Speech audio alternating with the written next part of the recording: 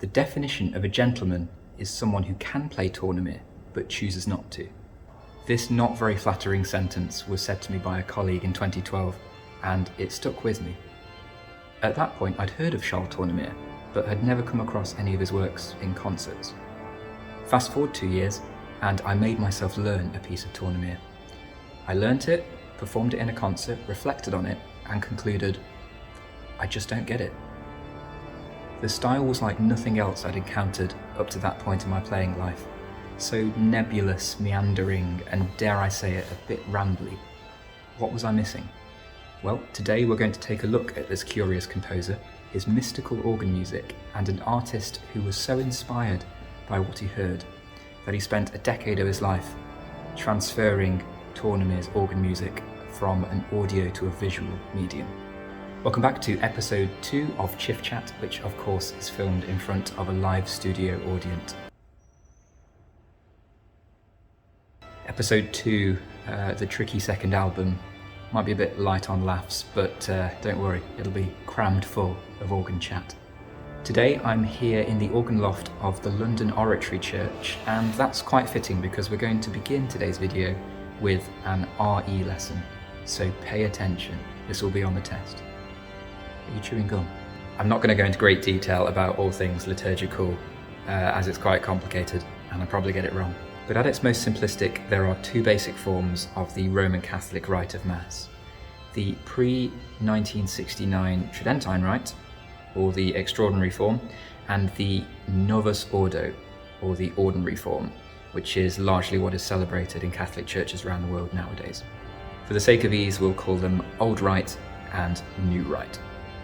An Old Rite Mass is a beautiful thing. One of the main differences is that for a large portion of the second half of Mass, the canon, the priest whispers the text to himself so the congregation can't hear. In the New Rite, you hear everything. The readings are in the vernacular language, i.e. not Latin, and the calendar is on a 3-year cycle, so year A, B, and C. Just bear all that in mind for now as we turn our attention to Charles Tournemire. Born in 1870, Tournemire was a direct contemporary of Louis Vierne, and he studied with César Franck, but also with Vincent d'Indy at the Schola Cantorum in Paris, which championed the performance of religious music. Eventually, he would go on to succeed Franck as the titular organist of Sainte-Clotilde in Paris until his death in 1939. He wrote 8 symphonies, but he's mostly remembered for his organ music, more specifically one particular work, L'Orgue Mystique, the mystical organ, which uses as its inspiration nearly 300 various Gregorian chants. I say one work, but it's in fact a set of 51 suites. You'll often hear it referred to as like the Catholic answer or equivalent to the Lutheran chorale preludes of Bach's Orgelbuchlein. But I think it'd also be fair to make the case of a comparison with Bach's choral cantatas, of which he wrote one for all the Sundays in the church year. The number of suites, 51, corresponds to the amount of Sundays and major feast days in the liturgical year, at least in the pre-1969 Old Rite, which is of course what Tournemire would have known. Bearing in mind the organ largely falls silent during Advent and Lent in the Catholic Church, the number 51 does make sense, trust me. The scope of L'Orgue Mystique is enormous. Altogether it's about 15 hours of organ music, and it's surely the most ambitious effort ever to have compiled nearly 300 various bits of Gregorian chant into 253 separate movements. He started with Easter Sunday and the rest soon followed. In fact, he wrote the whole lot between 1927 and 1932, and his location of choice for composing them was the very blustery Ile de Wesson off the west coast of Brittany, more specifically in a very small windmill. The suites are designed to be used liturgically during the Mass, and each one, with the exception of Holy Saturday, which has its own eccentricities, contains 5 separate movements: introit, offertory, elevation, communion, and a pièce terminale. The first 4 movements are usually very short, being fit for purpose. They're designed to cover the length of time required for whatever liturgical function is going on the sanctuary. But the final piece, the pièce terminale, gave Tournemire the chance to provide, on a bigger scale, a musical commentary on the chant of the day. For this, he often drew on chant that was outside the Mass, for example, a Vespers hymn or a Magnificat antiphon. French congregations were used to a big bombastic blowout to end the Mass. but Tournemire was quite clear that the fifth movement of each suite was not to act as a sortie for people to pile out of the pews to, but rather a meditation on the themes present in the chant of the day. Tournemire was a legendary improviser, and given the spontaneous and sometimes sporadic quality of the movements in L'Orgue Mystique, it's not too much of a stretch to assume that some of these movements started out life as improvisations. With that said, some of the last movements aren't massive full organ spectaculars. For example, the final movement of Office number 2 for the Feast of the Immaculate Conception is about 10 minutes of nothing but quiet strings and flutes. Maurice de Rufflet relayed the following anecdote. Tournemire, one Sunday, terminated his postlude very quietly on a swell bourdon. One of his guests, trying to be helpful, discreetly whispered in his ear, "Master, it is the sortie." Tournemire suddenly glanced at him and calmly replied, "Well, my good fellow, sortie." Tournemire wrote these pieces for use at the various stages of an old rite mass. You play the prelude to the introit after the asperges and before the introit, the offertory while the priest prepares the altar for communion, the communion during the distribution, and the final piece at the end of Mass. As for the elevation, do you remember I said that in the old rite, most of the second half of Mass takes place with the priest speaking the canon of the Mass basically in silence to himself? Well, the organist was permitted to play quietly while this was going on, including when the bread and chalice are lifted up. The organ music was very much an ingrained part of the liturgy, not just a little bit of musical decoration.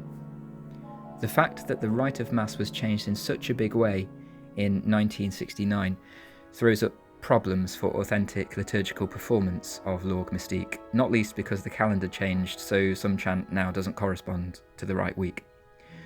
For the introit movement, I suppose you could play that before Mass starts, but in the new rite, the canon of the Mass is spoken aloud, so there's not really a feasible place for the elevation movement to slot in.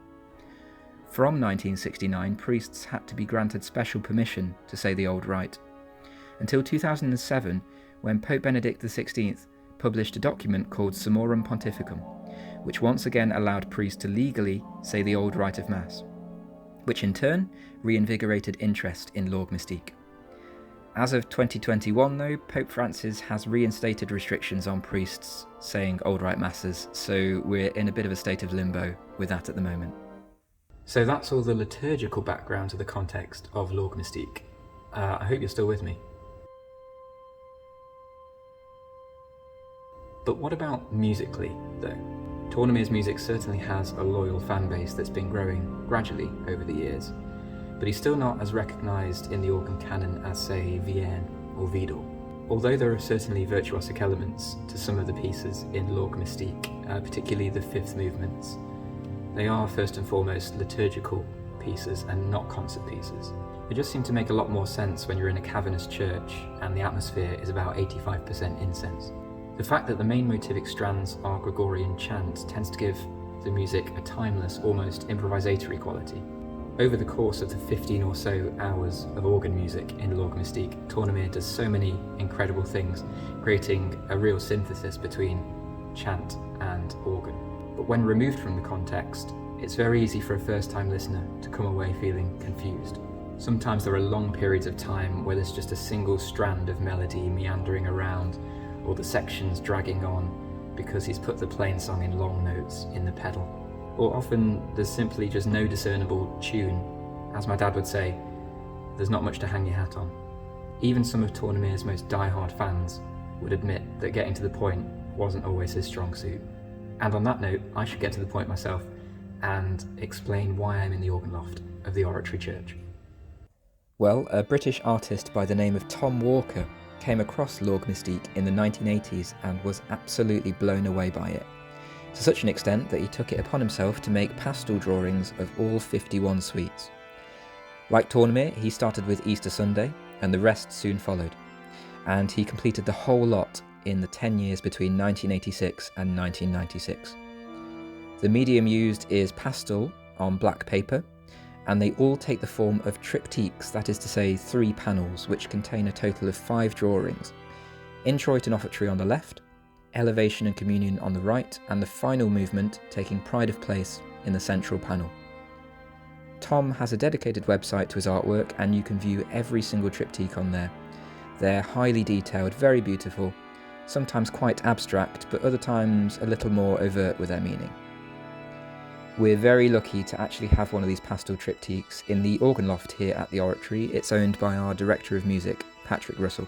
And this particular one is for office number 5 of l'Organistique, which is the Feast of the Circumcision. Tournemire dedicated this suite to Paul de Malingro, a fellow composer of liturgical organ music and professor of organ at the Conservatoire in Brussels. The circumcision is an important feast, as theologically it was the first time that Christ spilt his blood. But it's also a feast that doesn't technically exist anymore. In the new rite, it's now known as Mary, Mother of God, and it's celebrated on the 1st of January, so within the octave of Christmas. I've made a companion video to this one, which is a recording of the whole circumcision suite, so do go and give that a listen after this. The introit has the text Puer natus est nobis, a child has been born to us, with the chant appearing variously between pedals and manuals. This is a really good demonstration of how Tournemire likes to overlap similar sounding stops between the manuals, which often leads to the performer having to contort their hand over the keyboards. Made even harder when you bear in mind that on English organs, the great and choir manuals are reversed when compared to the French setup. In the current Hugel edition, the music will more often than not be written on 4 staves, in theory to maintain the integrity of the individual musical voices, but in practice this has the capacity to get a little bit cumbersome to read. So if anyone were to do a new edition, this might be something to look at. The offertory text, Tui sunt celi, translates to "The heavens are yours and the earth is yours. You founded the earth and its fullness. Justice and judgment are the preparation of your throne." By the way, if anyone knows how to hold the B flat in this bar on one manual, but also play the D and G on the first beat, then please let me know. The Walker drawing of this is this funky swirl of a galaxy, which I really like. The elevation is this depiction of God being made man, in line with the text Mirabile Mysterium. A wonderful mystery is declared today, an innovation of nature. God was made man. That which was remained, and assumed that which was not. He suffered neither mingling nor division.